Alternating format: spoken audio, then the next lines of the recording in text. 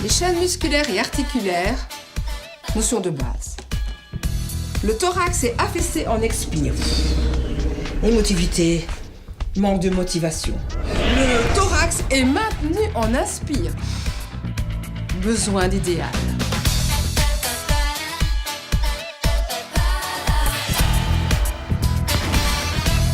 Le corps est langage, et saviez-vous que la façon dont vous vous tenez va nous dévoiler certaines choses. Aujourd'hui, nous rencontrons un kinésithérapeute qui a, durant plusieurs décennies, travaillé sur le concept des chaînes musculaires et articulaires.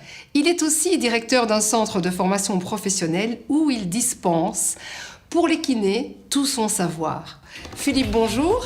Mathilda, bonjour. Enchantée. Alors dites-moi, les chaînes musculaires, qu'est-ce que c'est ? C'est un concept qui se base sur le fait que le corps s'exprime, le corps nous montre ses besoins, ses manques, et nous nous sommes aperçus qu'il, loin de travailler isolément, nos muscles s'associaient les uns aux autres et s'associaient en chaînes que nous avons appelées tout naturellement des chaînes musculaires. Alors moi je vous propose de passer à l'action. Ah ben volontiers.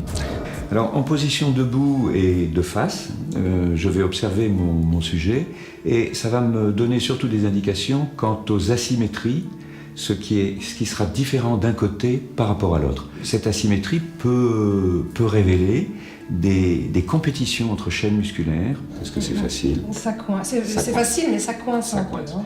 Donc effectivement, ce bassin a l'habitude de plutôt être en rotation vers la gauche. Mais on va remettre tout ça. On va essayer de remettre tout ça. Voilà. Étant donné que Mathilda est susceptible de consulter pour une douleur d'épaule qui dure depuis longtemps, on va regarder un petit peu si les chaînes n'ont pas été perturbées dans leur fonctionnement au niveau de la colonne cervicale.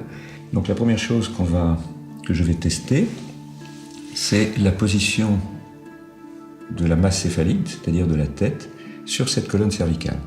Donc pour ce faire, je vais placer mes doigts juste sous les protubérances osseuses qu'on a derrière l'oreille qui s'appellent les mastoïdes, et je vais essayer de comparer la position à droite et à gauche. Et là, j'ai effectivement un côté droit qui est beaucoup plus vers les pieds, on appelle ça podal, et un côté gauche qui, en relativité, est plus vers le sommet du crâne, donc céphalique. Je vais prendre les côtes 3 à 5, comme ceci, à 3 doigts. Et là, je vais demander à mon sujet d'expirer, la bouche grande ouverte, longtemps, comme tout à l'heure. Encore. J'accompagne ces 3 côtes dans la descente. On inspire. Stop.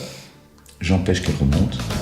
Pour mon épaule, une séance, c'est pas assez. En fonction de la pathologie, on compte entre 5 et 10 séances. Mon avis, c'est que tout le monde devrait faire un rééquilibrage du corps une fois par an. Ça éviterait les tensions, les blocages et même certains problèmes articulaires. N'oubliez pas, un esprit sain dans un corps sain.